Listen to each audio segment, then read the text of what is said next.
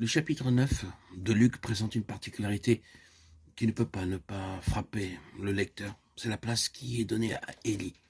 Non seulement sa personne est l'objet de fréquentes allusions, mais les événements racontés nous remettent constamment en mémoire des incidents parallèles dans sa propre vie.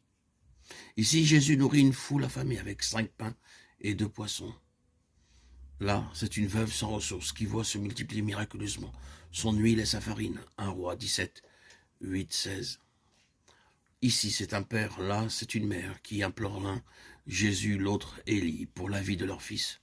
Tous deux sont exaucés. Luc 9, 37, 42. 1 Roi 17, 17, 24.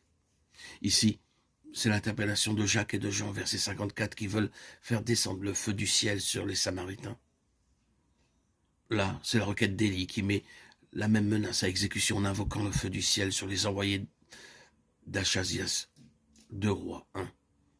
Ici, c'est un disciple de Jésus, là, c'est un disciple d'Élie, qui veulent chacun de leur côté prendre congé de leur famille. Et dans les deux cas, c'est la charrue ou l'attelage qui est l'occasion d'une leçon de choses. Luc 9, 61, 62, 1 Roi 19, 19, 21. Sans parler du nom même d'Élie qui apparaît plusieurs fois au cours de ce chapitre. Tous ces éléments contribuent chacun pour leur part à donner à cette page des évangiles un caractère fortement évocateur. Sans effort, on est ramené par la pensée à cette époque lointaine qui vit paraître sur la scène de l'histoire la belle stature de ce serviteur de Dieu, la fidélité de son témoignage au milieu d'un peuple dévoyé, le magnifique retour à Dieu qui en fut la conséquence, nous reviennent en mémoire, en même temps que ce cri qu'il arrache enfin des lèvres de son peuple. C'est l'Éternel qui est Dieu. C'est l'Éternel qui est Dieu. Mais nous avons dans ce chapitre un incident qui surpasse manifestement tous les autres en importance. C'est la scène de la transfiguration qui fait intervenir Élie d'une façon particulièrement saillante. C'est de part et d'autre de cet événement central que nous voyons disposer dans le récit les allusions et les réminiscences dont nous venons de parler. Or, tout cela a une raison d'être. Que vient faire dans le présent cette grande figure du passé? Celui qui sonde les Écritures ne peut pas s'empêcher de se poser la question et de se demander pourquoi, dans ce chapitre 9 de Luc, le Saint-Esprit semble ainsi attirer notre attention sur la personne d'Élie. Il vaut donc certainement la peine d'examiner de plus près tout ce qui concerne ce grand serviteur de l'Éternel. L'Ancien Testament se ferme sur une allusion à Élie. Dans Malachie 4, 5, nous lisons « Voici, je vous enverrai Élie le prophète, avant que le jour de l'Éternel arrive, ce jour grand et redoutable. » Quant au Nouveau Testament, il s'ouvre sur un tableau qui n'est pas une chose que l'accomplissement de cette prophétie, la naissance de Jean-Baptiste.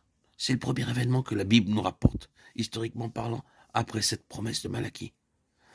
Que Jean-Baptiste fut bien l'Élie annoncé, cela ressort clairement des paroles mêmes de Jésus.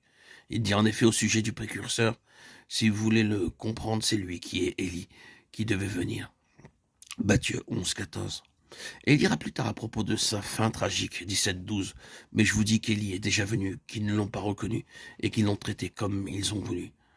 Nous avons cependant dans le récit évangélique une contradiction qui paraît bien étrange à la demande qui lui est faite. Jean 1, 21.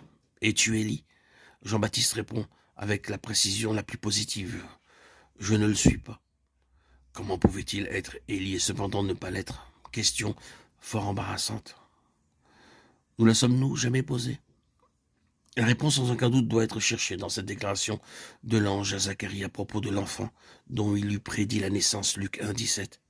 Il marchera devant Dieu avec l'esprit et la puissance d'Élie. Jean n'était pas Élie en personne, mais quand on étudie la vie de ces deux hommes, on ne peut pas échapper à cette conclusion que l'esprit et la puissance qui marquèrent le ministère d'Élie s'exprimèrent d'une façon identique dans la vie de Jean-Baptiste.